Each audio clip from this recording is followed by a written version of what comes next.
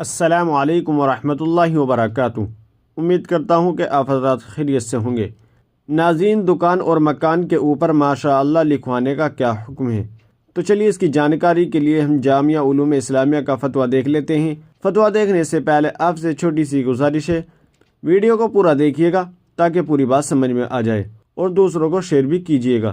تو چلیے فتویٰ دیکھ لیتے ہیں۔ چنانچہ کسی سائی نے جامعہ علوم اسلامیہ سے سوال کیا ہے، مکان کے اوپر ماشاء اللہ لکھوانا کیسا ہے تاکہ کسی کی نظر نہ لگے؟ تو چلیے دیکھتے ہیں جامعہ علوم اسلامیہ نے اس کا کیا جواب دیا ہے۔ بسم اللہ الرحمن الرحیم۔ مکان کے اوپر ماشاء اللہ لکھوانے میں مضائقہ نہیں ہے، البتہ جس تختی وغیرہ پر یہ تغرا لکھا جائے وہ اتنی مضبوطی سے لگایا جائے کہ اس کے گرنے اور بے ادبی کا احتمال نہ ہو، بصورت دیگر ادب کے خلاف ہوگا۔ باقی مکان کو نظر و شر اور شیطانی اثرات سے بچانے کے لیے اس میں قرآن مجید کی تلاوت، نفل وغیرہ کی ادائیگی اور پاکی کا اہتمام کیا جائے۔ سورہ بقرہ، منزل اور آیت الکرسی پڑھ لی جائے تو بہتر ہے۔ فقط واللہ عالم، دارالفتہ جامعہ علوم اسلامیہ، علامہ محمد یوسف بن نوری، ٹاؤن۔ ناظرین، امید ہے کہ مسئلہ آپ کی سمجھ میں آ گیا ہوگا۔ ویڈیو کو زیادہ سے زیادہ شیئر کر دیجیے گا اور چینل کو سبسکرائب کرنا نہ بھولیے گا۔